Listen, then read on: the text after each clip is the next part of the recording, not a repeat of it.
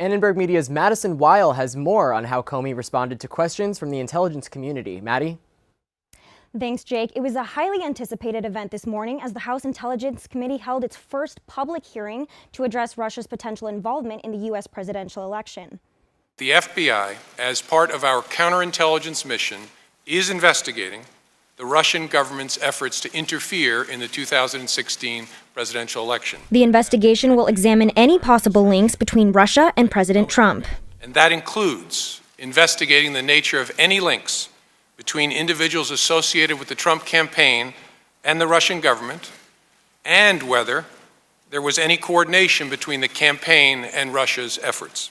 Although Trump made comments welcoming Russian interference last July, Russia, if you're listening, I hope you're able to find the 30,000 emails that are missing. This morning he tweeted out, "The Democrats made up and pushed the Russian story as an excuse for running a terrible campaign."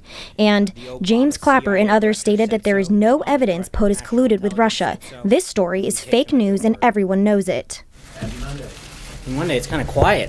White House Press Secretary Sean Spicer further denied any collusion between Trump and Russia. The Obama CIA director said so. Obama's director of national intelligence said so, and we take them at their word. The FBI director also addressed Trump's allegations that former President Obama wiretapped him. With respect to the president's tweets about alleged wiretapping directed at him by the prior administration, I have no information that supports those tweets, and we have looked carefully inside the FBI.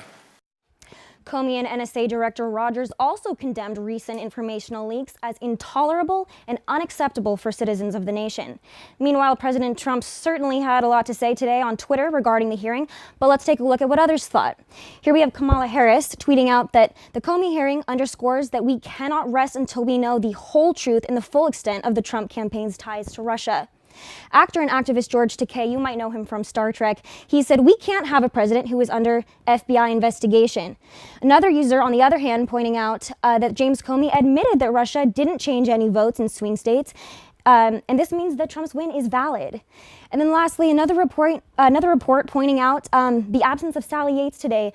In a previous CNN report, it had been announced that she was going to be there, but today she was not. So, while not a tweet, the White House formally said in a statement today that, quote, "nothing has changed following Comey's testimony." Back to you at the desk.